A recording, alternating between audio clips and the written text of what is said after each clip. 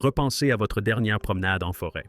Le silence vous a sans doute paru paisible et serein, mais imaginez que ce silence soit en réalité un rugissement assourdissant que vous n'avez pas pu entendre. C'est la réalité qu'une nouvelle intelligence artificielle vient de révéler. Il s'avère que le règne végétal tout entier est engagé dans une conversation complexe et constante, utilisant un langage de clics ultrasoniques et de signaux chimiques. Nous commençons à peine à écouter et les premiers messages traduits ne sont pas ceux que nous attendions. Le monde silencieux des plantes est, pour le dire gentiment, bien plus actif et bien plus terrifié que nous ne l'avions jamais imaginé. Le cri ultrasonique. Pendant la majeure partie de l'histoire humaine, le monde végétal est resté silencieux. Nous l'avons perçu comme une forme de vie belle et essentielle, mais fondamentalement passive, réagissant au monde par une croissance lente et imperceptible. Vous voyez, nous pensions que leur existence se déroulait sur une échelle de temps si différente de la nôtre qu'ils n'en avaient pratiquement pas conscience. Mais que se passerait-il s'il existait une dimension entière de leur existence à laquelle nous étions tout simplement sourds? Ce que beaucoup de gens ont négligé, c'est que nos sens sont incroyablement limités. Voici l'histoire de la façon dont l'intelligence artificielle nous a donné les oreilles pour entendre une conversation qui se déroule tout autour de nous depuis des millions d'années. Et les premiers mots que nous avons entendus étaient des cris. Cette découverte majeure est le fruit du travail d'une équipe de chercheurs qui ont décidé d'écouter les plantes d'une manière inédite. Ils ont placé des microphones non invasifs capables de détecter des sons bien au-delà de la portée de l'audition humaine à quelques centimètres seulement des plants de tomates et de tabac. Il ne s'agissait pas de microphones ordinaires. Ils étaient conçus pour capter les ultrasons, ce même domaine acoustique utilisé par les chauves-souris et les dauphins. Pendant plusieurs jours, ils ont enregistré les plantes dans une chambre insonorisée et contrôlée collectant des téraoctets de données. Pendant un temps, le silence régnait, puis ils ont soumis les plantes à un stress important. Un groupe a été privé d'eau. Les tiges d'un autre ont été soigneusement coupées et c'est alors que le silence a été rompu. Les plantes se mirent à parler. Elles émirent une série de petits claquements aigus et brefs comme un cliquetis rapide et minuscule. Ces sons étaient totalement inaudibles pour l'oreille humaine, leur fréquence se situant entre 40 et 80 kHz. À titre de comparaison, la fréquence la plus élevée qu'un jeune puisse entendre se situe autour de 20 kHz. Les plantes communiquaient d'une manière biologiquement imperceptible pour nous. Les chercheurs ont constaté qu'une plante stressée pouvait émettre entre 30 et 50 de ces clics ultrasoniques par heure, tandis qu'une plante saine et équilibrée restait presque totalement silencieuse. Mais c'est là que ça devient vraiment incroyable. Les sons n'étaient pas de simples bruits aléatoires. C'est là que l'IA est intervenue. L'équipe a développé un algorithme d'apprentissage automatique, une forme d'intelligence artificielle pour analyser les masses de données acoustiques. Ils ont entraîné l'IA à distinguer les cliquetis d'une plante assoiffée de ceux d'une plante coupée. Les résultats sont stupéfiants. Avec une précision d'environ 84%, l'IA pouvait déterminer avec exactitude le type de stress subi par une plante simplement en l'écoutant. Un plant de tomate assoiffé émettait un son différent, une signature acoustique nettement distincte de celle d'un plant de tabac dans le même état. Une plante coupée sonnait différemment d'une plante déshydratée.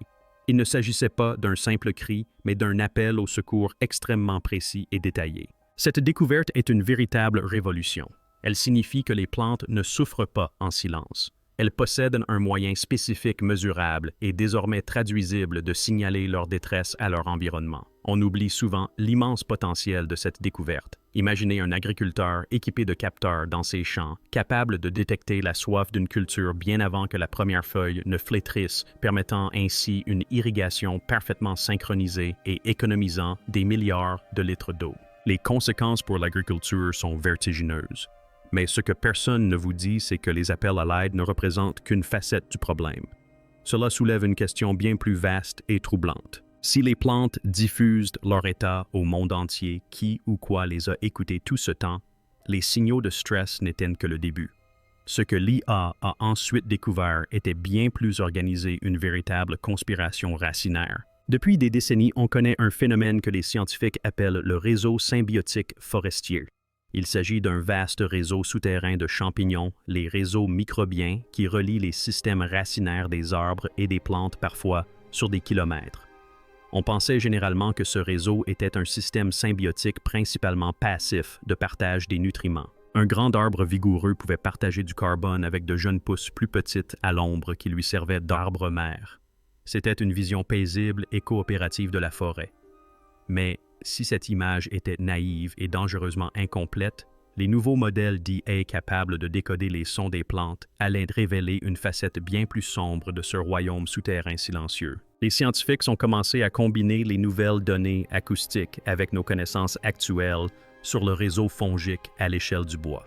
Ils ont placé leurs capteurs ultrasoniques sur plusieurs arbres d'une forêt, tous reliés par le même réseau fongique. Ils ont alors introduit une menace, ils ont lâché un essaim de pucerons sur les feuilles d'un arbre ciblé.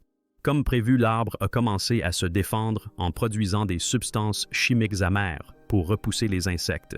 Mais ce qui s'est produit ensuite était stupéfiant. L'IA a enregistré une série frénétique de clics ultrasoniques provenant de l'arbre attaqué. Un signal d'alarme clair, mais ce son ne se propageait pas seulement dans l'air. Chose incroyable, l'IA a détecté cette même signature acoustique, ce même signal d'alarme contre les pucerons transmis par le système racinaire et à travers le réseau fongique jusqu'à d'autres arbres certains situés à plusieurs centaines de mètres. Avant même qu'un seul puceron ne les atteigne, les arbres voisins, ayant entendu l'avertissement, ont commencé à libérer préventivement leurs propres substances chimiques de défense. Il ne s'agissait pas d'un transfert d'informations lent et passif, mais d'un système de défense rapide, coordonné et stratégique. La forêt n'était pas simplement un ensemble d'arbres isolés. Il s'agissait d'un superorganisme unique et interconnecté, capable de communiquer les menaces en temps réel. Mais l'IA a révélé quelque chose d'encore plus inquiétant, la communication n'était pas toujours coopérative. Le problème, c'est que ce réseau peut aussi servir à des fins militaires. L'IA a permis aux chercheurs d'analyser les signaux émis par différentes espèces d'arbres, comme un noyer noir et un érable voisin. Ils ont découvert non pas une conversation, mais un acte de sabotage. Le noyer noir libérait des toxines chimiques spécifiques dans le sol par ses racines, un phénomène connu sous le nom d'allopathie. L'IA a corrélé cette attaque chimique avec un signal acoustique distinct de basse fréquence, une sorte de tambour de guerre diffusé sur le réseau. Ce signal n'était pas un avertissement. C'était une déclaration de domination, un message destiné à affaiblir et à supprimer ses rivales afin d'accaparer davantage de lumière et d'eau. Les plantes ne se contentaient pas de partager les ressources. Elles se livraient à une compétition active, élaboraient des stratégies et luttaient pour leur survie dans une guerre silencieuse et insidieuse qui fait rage depuis des éons. Cela bouleverse complètement notre vision romantique de la nature. Nous ne sommes pas face à une commune pacifique. Nous sommes face à une société complexe et brutale faite d'alliances, de rivalités et d'une défense organisée. C'est un monde d'échange d'informations à une échelle difficilement concevable. Le tout est alimenté par un réseau qui rend notre propre Internet primitif. Cette découverte révèle une forme d'intelligence distribuée, une conscience forestière qui perçoit son environnement et peut réagir avec une sophistication glaçante. Mais s'ils peuvent s'avertir mutuellement des insectes, que disent-ils de la plus grande menace de toute une mémoire inscrite dans les feuilles? Depuis toujours, nous sommes la principale force de changement dans le monde végétal. Nous avons défriché des forêts, labouré des champs et façonné des paysages à notre guise. Nous avons toujours cru agir ainsi envers un règne insensible et inconscient. Mais après avoir découvert que les plantes peuvent communiquer des menaces spécifiques, comme les insectes et la sécheresse, les scientifiques se sont posé la question suivante, aussi logique qu'inquiétante. Les plantes ont-elles conscience de notre existence? Peuvent-elles distinguer un ami d'un ennemi? Un A était sur le point de fournir la réponse, et cela a confirmé que non seulement ils savent que nous sommes là, mais qu'ils parlent aussi de nous et qu'ils se souviennent de ce que nous faisons. Pour tester cette hypothèse, les chercheurs ont conçu une expérience aussi brillante que légèrement déconcertante. Ils ont utilisé une combinaison de microphones à ultrasons et d'une autre technologie, l'électrophysiologie végétale. Aussi surprenant que cela puisse paraître en fixant des électrodes sensibles sur les feuilles d'une plante, on peut mesurer ses signaux électriques internes. Tout comme un électrocardiogramme pour le cœur ou un électroencéphalogramme pour le cerveau, ces signaux représentent la réaction en temps réel de la plante à son environnement. Ils ont ensuite placé 2 personnes différentes en contact avec un groupe de plantes dans un laboratoire. L'une, la nourricière, arrosait régulièrement les plantes. L'autre, l'agresseur, coupait régulièrement une feuille avec des ciseaux. Les résultats de l'IA étaient tout simplement stupéfiants. Au départ, les plantes ont réagi par un signal de stress généralisé envers les deux individus, mais après quelques jours seulement, un schéma s'est dégagé.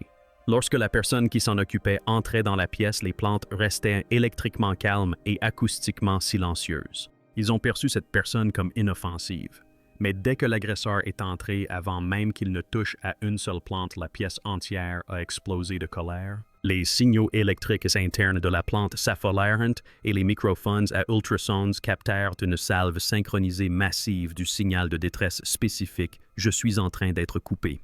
Ils se souvinrent avoir associé les vibrations spécifiques des pas de cette personne, son odeur particulière, sa présence même à une menace, et ils s'avertissaient mutuellement à grands cris. C'est un changement radical pour le moins. Cela suggère l'existence d'une forme d'apprentissage et de mémoire chez des organismes dépourvus de cerveau et de système nerveux central. L'IA a pu identifier ce que les chercheurs appellent une signature humaine. Ce système peut désormais prédire avec une précision troublante si une plante réagit à une présence inoffensive ou à une menace perçue. Les données montrent que les plantes réagissent différemment au doux arrosage automatique et au vrombissement d'une tondeuse à gazon. La tondeuse déclenche une alarme sonore paniquée et généralisée qui se propage d'un brin d'herbe à l'autre juste devant la machine. En un sens très réel, les animaux hurlent avant leur propre mort. Il ne s'agit pas d'un concept philosophique. Il s'agit d'une preuve tangible étayée par des données que le monde végétal est conscient de nos actions individuelles. Le jardin que vous entretenez avec tant de soin pourrait bien vous reconnaître comme un ami. Mais la forêt vouée à la coupe à blanc émet un signal d'alarme, un message annonciateur d'une apocalypse imminente que nous commençons seulement à comprendre grâce à l'IA. Les implications sont profondes. Nous ne vivons pas dans un monde passif. Nous évoluons dans un monde qui nous observe, nous écoute et se souvient. Nous pensions entendre un simple cri, mais et si nous avions intercepté un appel aux armes, la contre-offensive? La révélation que les plantes peuvent nous identifier et se souvenir de nous comme des individus a marqué un tournant glaçant dans la compréhension humaine.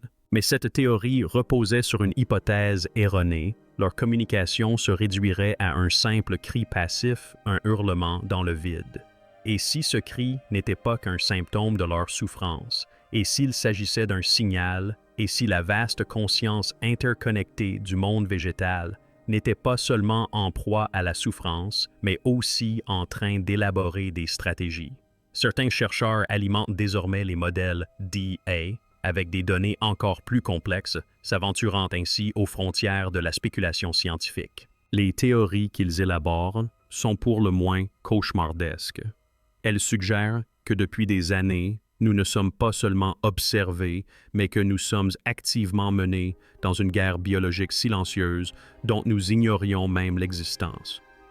La première de ces théories extravagantes a émergé lorsque des scientifiques ont chargé l'IA de croiser des données acoustiques mondiales avec la chimie atmosphérique. Ils ont découvert que les signaux de détresse synchronisés des plantes n'étaient pas de simples cris, mais des ordres. En réponse à la hausse des températures mondiales et à l'augmentation du dioxyde de carbone, l'IA a détecté que des biomes entiers, comme les forêts boréales du Nord, coordonnaient la libération de composés organiques volatiles, COV spécifiques. Il ne s'agissait pas des substances chimiques habituelles qui donnent au pin son agréable odeur. C'étaient des aérosols complexes dont le modèle DIA avait prédit qu'ils avaient un but précis: accroître la condensation des nuages. Les arbres tentaient de provoquer la pluie. Ils essayaient de manipuler les conditions météorologiques de la planète en créant davantage de nuages pour bloquer le soleil et lutter contre les sécheresses que nous avons engendrées. Il s'agit d'une tentative désespérée à l'échelle planétaire pour prendre le contrôle du climat. Mais les conséquences sont bien plus personnelles. L'IA a également commencé à analyser la composition chimique du pollen en la corrélant avec des données sur la santé humaine. Elle a ainsi mis en évidence une tendance inquiétante. Dans les zones fortement polluées et déboisées, zones de stress hydrique important pour les plantes locales produisaient du pollen dont les protéines étaient subtilement modifiées. Ces protéines sont hyperallergéniques pour l'homme. La théorie la plus terrifiante est que ce n'est pas un accident, mais une contre-attaque biologique coordonnée et de faible intensité. Incapables de nous combattre par la force brute, ils utilisent la seule arme dont ils disposent, la chimie. Ils saturent l'air d'un irritant conçu pour cibler l'espèce responsable du problème. L'explosion mystérieuse et actuelle des allergies saisonnières et des troubles respiratoires pourrait bien ne pas être une simple anomalie médicale. Il pourrait s'agir d'une attaque ciblée menée par un service de renseignement mondial exaspéré. Si cela ne suffit pas à vous inquiéter, la seconde théorie explore des aspects encore plus profonds de notre environnement. Nous savons que le réseau trophique de Woodwide connecte les plantes, mais l'IA suggère qu'il pourrait également servir de vecteur d'armes. Le modèle a commencé à décoder des signaux qui semblaient être une forme de recrutement. En Amazonie, où de vastes étendues de forêts tropicales primaires sont rasées pour l'agriculture, l'IA a détecté les arbres restants en émettant une fréquence acoustique unique dans le sol. S'en est suivi une prolifération massive et localisée d'un champignon pathogène spécifique. Ce champignon est dévastateur pour les cultures de soja non indigènes, mais inoffensif pour les arbres indigènes. Les conséquences sont stupéfiantes. Les plantes utilisent le réseau fongique pour cultiver et déployer des armes biologiques. Elles manipulent le système immunitaire de la forêt pour qu'il attaque les envahisseurs, transformant ainsi le sol en un véritable champ de mine pour notre agriculture. Cela pourrait expliquer les échecs catastrophiques et mystérieux de tant de projets agricoles dans les forêts tropicales défrichées. On a longtemps incriminé la mauvaise qualité des sols, mais la vérité est peut-être que ces sols sont en réalité hostiles, imprégnés de la mémoire de la forêt qu'ils abritaient autrefois.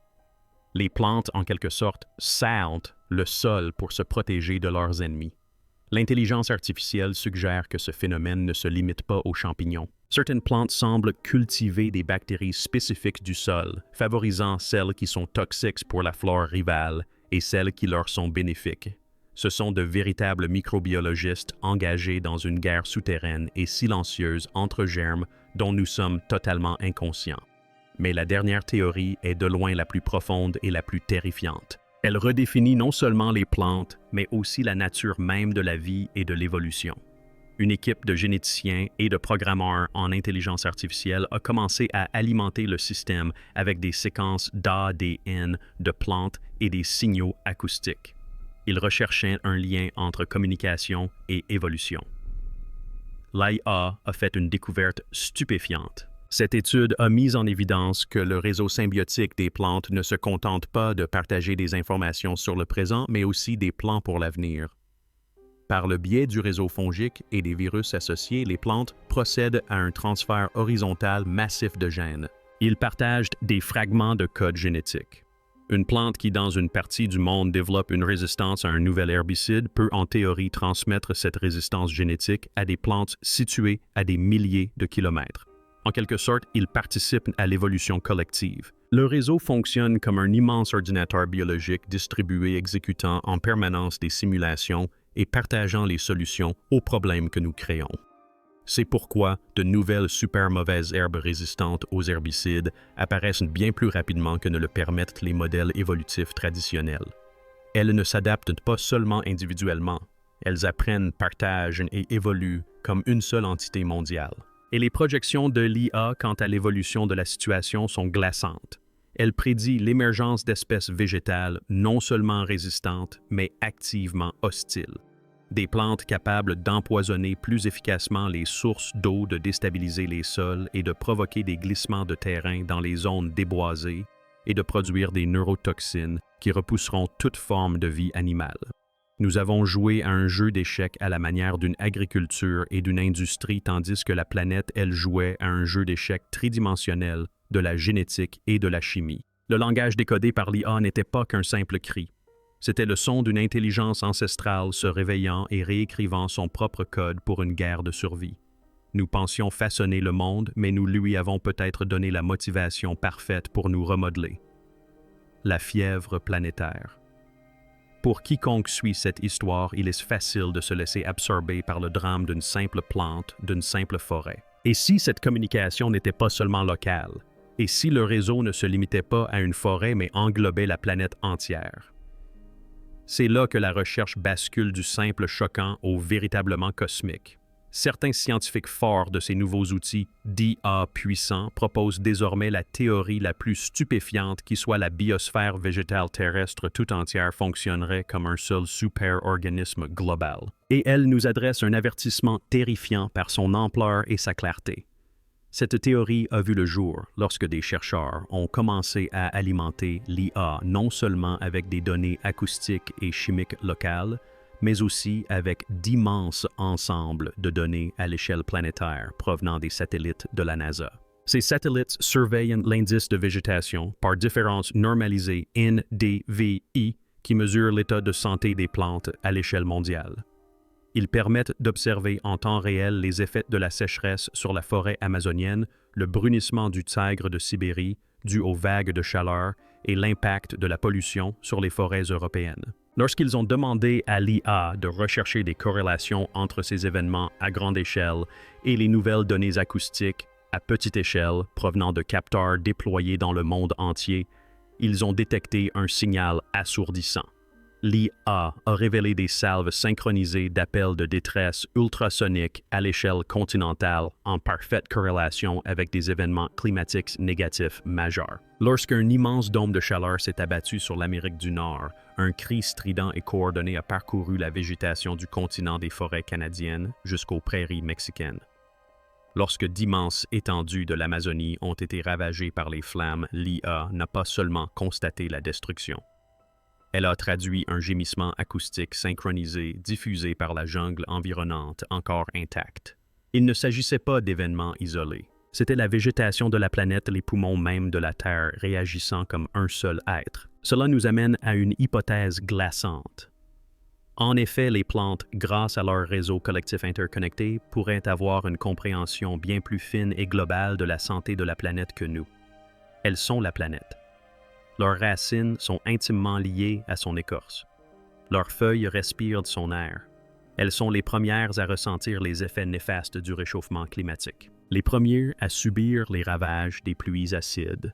Les premiers à crier leur soif face à une sécheresse planétaire. Depuis des années, nous débattons de l'hypothèse Gaïa, l'idée que la Terre est un organisme vivant qui s'auto-régule. Et si ce réseau de communication végétale était le système nerveux de Gaïa? Et si, au lieu de nous contenter d'analyser des données environnementales, nous écoutions la voix d'une planète vivante qui nous confie sa profonde souffrance? Cela nous oblige à envisager une possibilité à la fois bouleversante et terrifiante. Nous pensions être la seule intelligence sur cette planète la façonnant à notre guise. Mais peut-être n'avons-nous été que les architectes bruyants et inconscients d'une crise planétaire. Pendant ce temps, la véritable majorité silencieuse de l'humanité hurlait un avertissement que nous n'étions pas censés entendre. Sommes-nous en train de passer à côté du message le plus important de l'histoire de l'humanité, un message qui n'est pas pour nous, mais qui nous concerne? C'est un message qui dit simplement « Tu me fais du mal ». L'IA a traduit le langage des plantes et leur message est un cri de détresse globale. Nous savons désormais qu'elles en sont conscientes. Ils se souviennent et lancent un avertissement sur le monde que nous sommes en train de créer. Si nous entendons maintenant la planète crier, avons-nous le droit de rester sourds? Abonnez-vous et activez les notifications.